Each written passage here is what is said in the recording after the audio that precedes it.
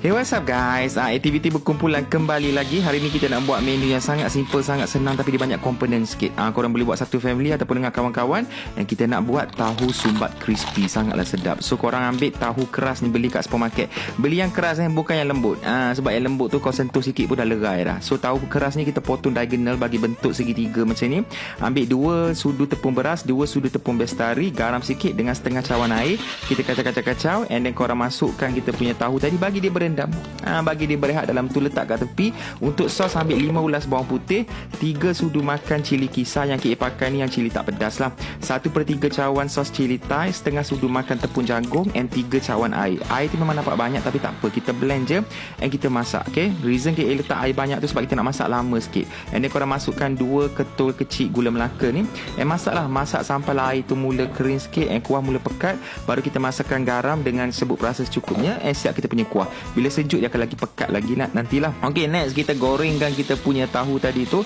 Kalau nak senang, korang boleh stop goreng kat sini bila dah golden brown. Kalau nak extra, air tepung tadi jangan buang, kita tabur dekat atas. Make sure minyak betul-betul panas. And bila korang dah renjis kat atas tu, jangan usik. No. Jangan sentuh, biar dia macam tu. Tak apa dia melekat pun, biar dia betul-betul crispy. Sebab once dia dah crispy, korang boleh leraikan dia balik. Jangan risau. Okay, dah siap, boleh angkat. Dengar dia punya crispiness kat situ. Okay, next kita nak buat dia punya topping kat dalam tu. Senang saja, korang sagatkan carrot. Boleh tambah sengkuang kalau nak, timun batang.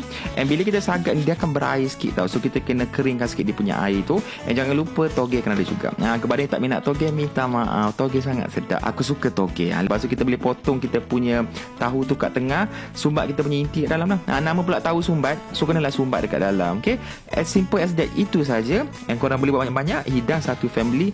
Rasa sangat sedap, crispy kat luar, lembut dekat dalam. So nanti balik rumah malam ni bolehlah buat ASMR.